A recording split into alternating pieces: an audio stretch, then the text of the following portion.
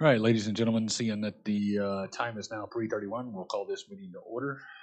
Notice that the meeting was properly posted on January 6, 2025. All members are present with the county clerk walking in. First item up is the Pledge of Allegiance. Colonel, would you like to lead us in that, please? I would like to. Thank you, sir. You would please join me? I pledge allegiance to the flag of the United States of America and to the republic for which it stands, one nation, under God, indivisible, with liberty and justice for all. Thank you, Colonel.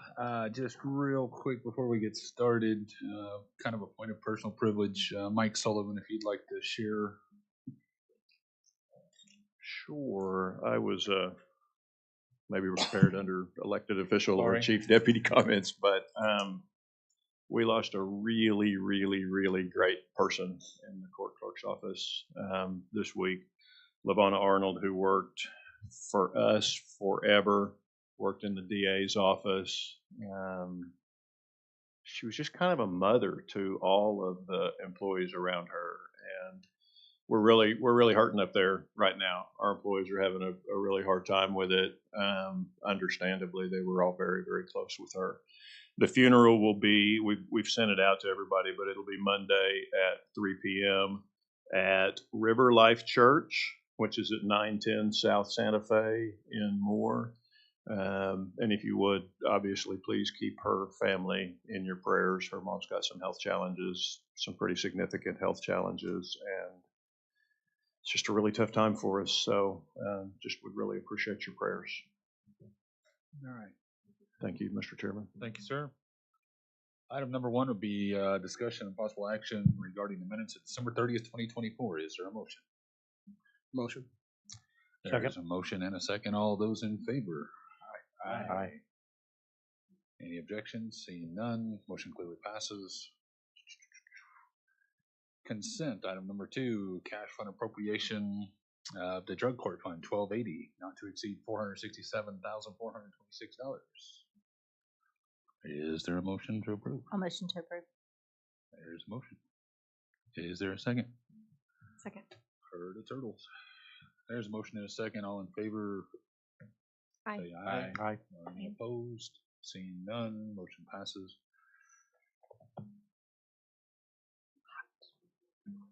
I'm sorry, just to clarify, you said you were opposed? No, I said any opposed. Oh, okay. No. Sure. Thank you for that clarification. Hey, no worries. That ends the consent. Item number three is our annual election of Vice Chairman Butch Freeman for the year 2025, assuming that he's still willing to serve. There's a motion. Second. And a second. All in favor? Aye. Aye. For those of you I haven't paid off yet, get with me right after. Got to be careful saying that stuff. I mean, they already think I take millions. Yeah, I read that. Right. Your $5 is nothing. Item number four is discussion and possible action for the resolution 2025-0071. This is a transfer not to exceed $4 million of ARPA funds for the construction of the Behavioral Health Center. Are there any questions? I do have some questions. Go ahead. I understand that there may be some confusion or different thoughts on what the purpose of the mental health facility is, and I just wanted to see if there could be kind of clarification on that. Chantel is in here, and so for ARPA, unless maybe Jessica wants to answer, I did have her pull the ARPA summary that is the justification for eligibility. So just wanted to clarify what our ARPA summary said so Chantel could approach. I think that would help us. Because I had heard that maybe it was for a diversion hub center, and I don't think that's what our summary said. So I just wanted to make sure we were all on the same page and using the same language.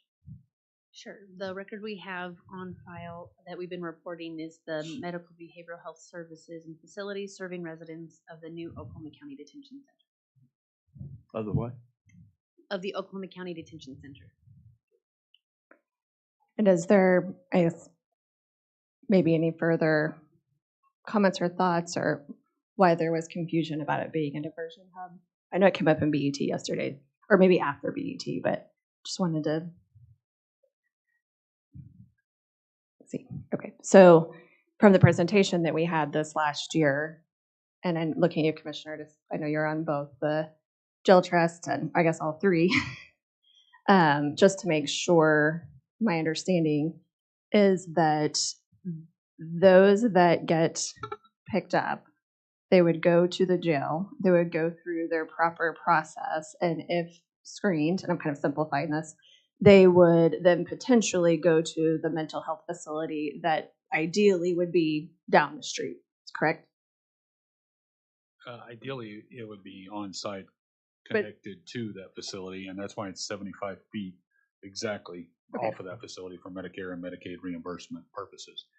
The triage program, as individuals are dropped off by deputies and police officers alike, will go through an entire process that is a go, no-go situation past each individual point.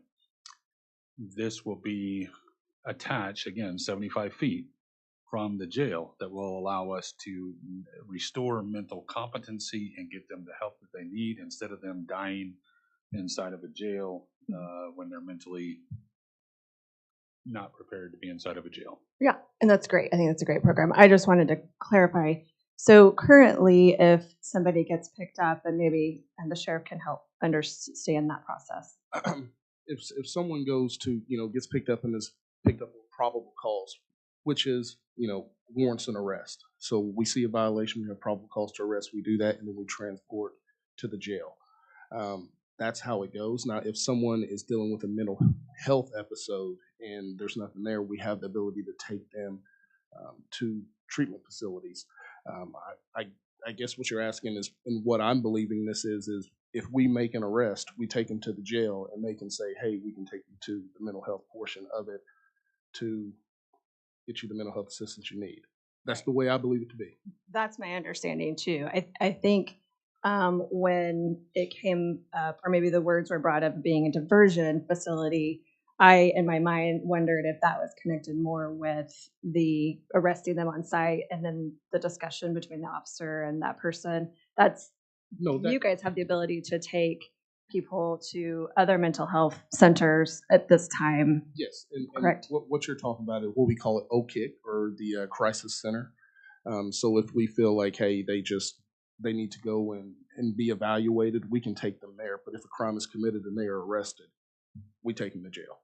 Got it. Right. And then the reimbursement, if they are booked, then we would not be able to get that reimbursement at the mental health facility, correct? At the mental health facility, you'll be able to. Okay.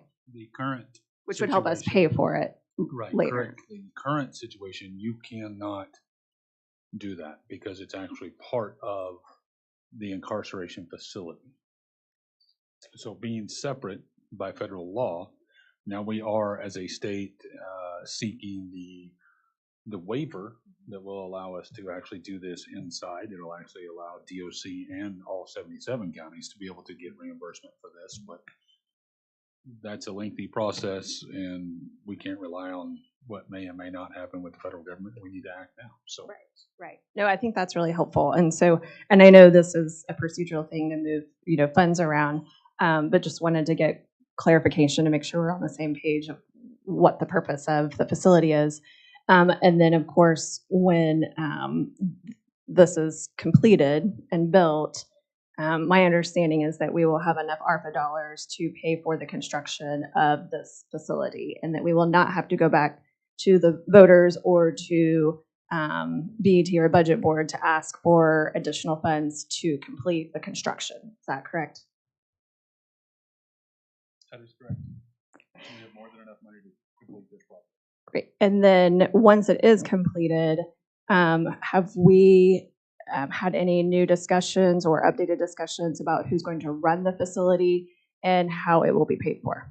Those that are responsible for running the facility have had those discussions, and we actually have a tour with Ali Friesen tomorrow, because part of the discussions have been her organization and the state actually coming in and operating this. Because if you noticed, Oklahoma City and the state of Oklahoma are under DOJ investigation because of their lack of behavioral health centers and care. Now, this will provide them both the ability to move in that right direction in conjunction with us. So those discussions are 100% being had with those that need to be having them. But yeah, we know who can operate it. We're also looking at the possibility of getting a third person provider, maybe like an SSM or somebody else that can run mental health, North Care, somebody like that. Because there's a lot of things to mental health that require a lot of specialized keeping of record, services. I mean, there's just a lot to it. And Right. yeah, the commissioners are in on that. The jail trust is in on that. Those that are responsible for this are discussing this on a regular basis, I would say. That's great. And I think mental health is incredibly important to address in our state. And I appreciate that the commissioners and the trust are looking into it. If I'm not mistaken, that the budget board does play a role at some point in funding some of these things. And I could be wrong. And if I am, I would love to know that. Then I don't have to worry about it. But I am interested in getting updates if at some point there's going to be a question to the budget board, can we pay for X? So at some point, I think at the proper time, it would be good to get updated as a budget board.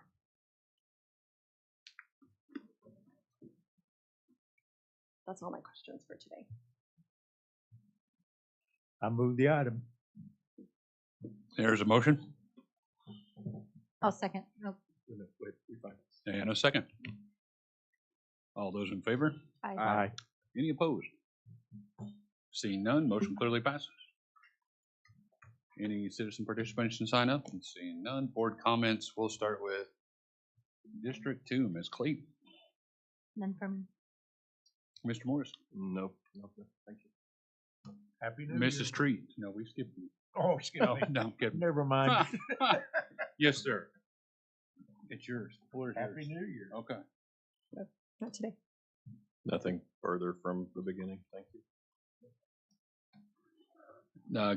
The sheriff, if nobody's noticed on their Facebook, has been quite a busy individual.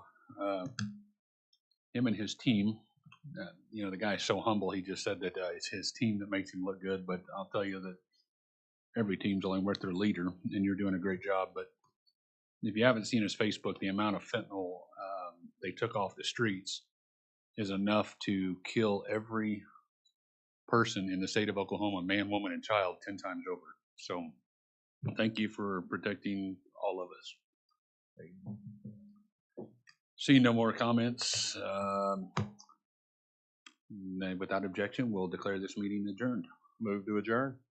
We're adjourned. Don't need a motion. Darn it.